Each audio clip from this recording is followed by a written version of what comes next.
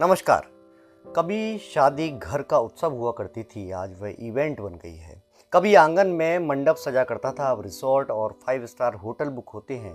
कभी रिश्तों की गूंज होती थी, अब डीजे की धुनें हैं। कभी हल्दी में पड़ोसनें गुनगुनाती थी, अब कोरियोग्राफर स्टेप सिखाते हैं। प्रश्न यह है कि यह परिवर्तन केवल समय का है या समाज की दिशा का संकेत।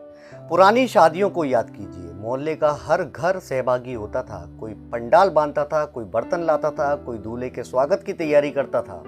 महिलाएं रात रात भर बैठकर लड्डू बनाती थी। रिश्तेदार हफ्तों पहले आकर जिम्मेदारियां बांट लेते थे। विवाह केवल दो व्यक्तियों का नहीं, दो परिवारों और दो समुदायों का मिलन होता था। वहां दिखावा नहीं, अपनापन था। खर्च सीमित था पर आनंद असीमित। शादी का निमंत्रण कार्ड नहीं, स्नेह लेकर जाता था। आज स्थिति इसके बिल्कुल विपरीत है। डेस्टिनेशन वेडिंग का चलन बड़ा है। शादी अपने शहर में नहीं, समुद्र और तटों या पहाड़ियों पर हो रही है। विवाह का केंद्र अब संस्कार नहीं, कैमरा एंगल है। शादी की तारीख मुहूर्त से कम और वेडिंग प्लानर की उपलब्धता से अधिक तय हो रही है। इवेंट मैनेजर वह सब कर रहे हैं जो कभी चाचा, ताऊ, मामा, फूफा और पड़ोसी किया करते थे। रिश्तों की जगह अब पैकेज ने ले ली है। अब नाते रिश्तेदारों की भूमिका सीमित हो गई है, वे बस गेस्ट लिस्ट का हिस्सा हैं। पड़ोसी जिनके बिना कभी शादी अधूरी मानी जाती थी, आज कई बार बुलाए भी नहीं जाते। जिन कंधों में कभी परंपरा की थाली होती थी, वहां अब कैटरिंग कंपनी की यूनिफॉर्म है। भावनाएं आउटसोर्स हो चुकी हैं। संस्कारों का संचालन भी स्क्रिप्ट के अनुसार होता है। इस परिवर्तन का सबसे बड़ा प्रभाव मध्यम वर्ग पर पड़ा है। सामान्य व्यक्ति आज चिंता में है, मैं अपने बच्चों की शादी कैसे करूंगा।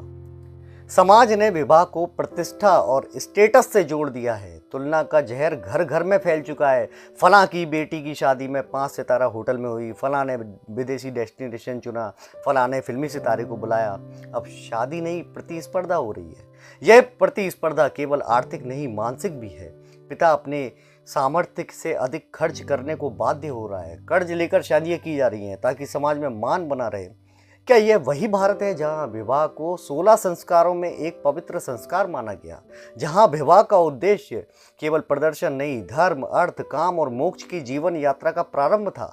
राष्ट्र की आत्मा उसके परिवारों में बसती है।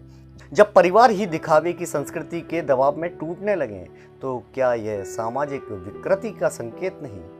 विवाह जैसे पवित्र संस्कार का इवेंट में बदल जाना क्या हमारी सांस्कृतिक चेतना के क्षरण का प्रमाण नहीं? यह प्रश्न केवल खर्च का नहीं, विचार का है। जब रिश्ते स्टेटस के आधार पर तोले जाने लगे, जब निमंत्रण सूची के नाम सामाजिक उपयोगिता देखकर जोड़े जाएं, जब शादी की सफलता इंस्टाग्राम की रील की संख्या से मापी जाए, तब क्या हम उस मार्ग पर नहीं बढ़ रहे जहां संस्कार केवल प्रतीक रह जाएंगे? हमने आधुनिकता को अपनाया, यह आवश्यक भी था, पर क्या आधुनिकता का अर्थ परंपराओं का परित्याग है? क्या प्रकृति का अर्थ अपनी जड़ों से दूरी है? भारत की शक्ति उसकी सामूहिकता में रही है। संयुक्त परिवार, परस्पर सहयोग, उत्सवों में सामूहिक भागीदारी। यदि विवाह से यह सामूहिकता हट जाएगी तो अगली पीढ़ी रिश्तों का अर्थ कहाँ से सीखेगी? विचार कीजिए, जब इवेंट मैनेजर विवाह की हर भूमिका निभा देंगे, तब रिश्तों की आवश्यकता कितनी बचेगी? जब सब कुछ पैसे से खरीदा जा सकेगा, तब अपनापन किस दुकान में मिलेगा? समय आ गया है कि हम स्वयं से प्रश्न करें, क्या हम विवाह को पुनः संस्कार बनाना चाहते हैं या उसे केवल प्रदर्शन का मंच बनाए रखना चाहते हैं? क्या हम अपने बच्चों को ऋण और दिखावे की विरासत देंगे या संस्कार और सादगी की? यह परिवर्तन केवल एक ट्रेंड नहीं, एक दिशा है, और दिशा यदि सही ना हो तो मंजिल भी भटक जाती है। समाज को तय करना है कि वह विवाह को परिवार की आत्मा बनाए रखेगा या उसे बाजार की वस्तु बनने देगा। नमस्कार।